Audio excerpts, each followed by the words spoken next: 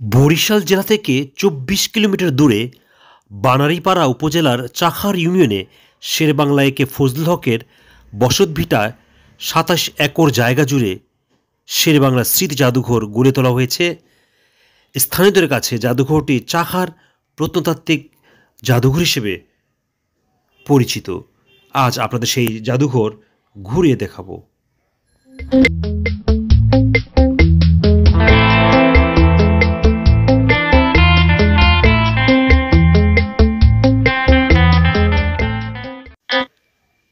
অবিভক্ত বাংলার প্রধান মুখ্যমন্ত্রী ও অবিস্মরণীয় নেতা শেরেবাংলা একে ফজলুল হক পিতার মৃত্যুর পর কলকাতায় হাইকোর্টে আইন ব্যবসার উদ্দেশ্য ১৯০১ সালে বরিশাল গমন করেন। আইন ব্যবসার পাশাপাশি তিনি চাখারের জমিদারিত্ব দেখাশোনা করেন। সেই জমিদার বাড়ি আজ আপনাদের দেখাবো। দেখছেন সেই জমিদার বাড়ি। এই বাড়িতেই উনি থাকতেন এবং উনি যাবতীয় কার্য সম্পাদন করতেন। শেরেবাংলা স্মৃতি জাদুঘর ২৭ একর জমিতে নির্মিত হয়েছে। শেরেবাংলাকে ফজলুল হক বাংলাদেশের স্বাধীনতা আন্দোলন, কৃষক প্রজা আন্দোলন এবং গণমানুষের অধিকার রক্ষার অগ্রণী ভূমিকা পালন করেছেন। এই জাদুঘর তার জীবনের আদর্শ কাজের সঙ্গে পরবর্তী প্রজন্মকে পরিচিত করার একটি গুরুত্বপূর্ণ স্থান। বরিশালেই তিনি জন্মগ্রহণ করেন এবং এখানকার মানুষের সাথে তার নিবিড় সম্পর্ক ছিল। সেই কারণেই বরিশালে এই স্মৃতি জাদুঘরটি স্থাপন করা হয়েছে। যেই বিল্ডিংটা দেখছেন এটি তিনি নির্মিত করেছিলেন এবং এখানেই তিনি থাকতেন।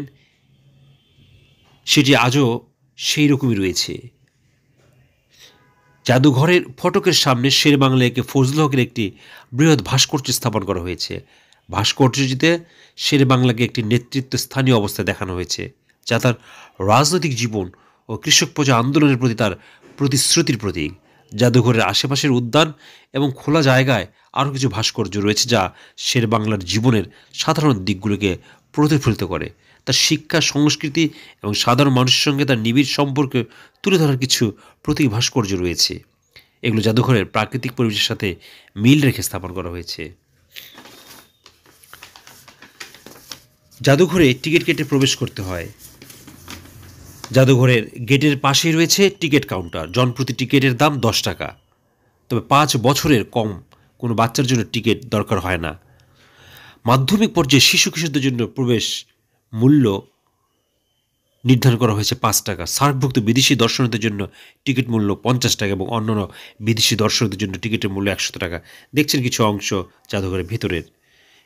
সকাল ১০টা থেকে সন্ধ্যা ৬টা পর্যন্ত কেল্লা খোলা থাকে। মাঝখানে দুপুরে ১টা থেকে ১টা ৩০ পর্যন্ত আধ ঘন্টার জন্য বন্ধ থাকে। আর শীতকালে সকাল ৯টা থেকে বিকেল ৫টা পর্যন্ত খোলা থাকে। শীতকালেও দুপুরে ১টা থেকে ১টা ৩০ পর্যন্ত বন্ধ থাকে। আর সবসময়ের জন্যই শুক্রবারে জুম্মার নামাজের জন্য ১২:৩০ থেকে ৩টা পর্যন্ত বন্ধ থাকে। রবিবার সাধারণ ছুটি এবং সোমবার বেলা ২টা থেকে খোলা থাকে। এছাড়াও সরকারি কোনো বিশেষ দিবসে জাদুঘর বন্ধ থাকে। এই জাদুঘরের ভিতরে রয়েছে শেরেবাংলার ব্যবহৃত জিনিসপত্র, যেমন তার কোট, টুপি, লাঠি এবং ব্যক্তিগত জীবন সম্পর্কিত অনেক গুরুত্বপূর্ণ জিনিস।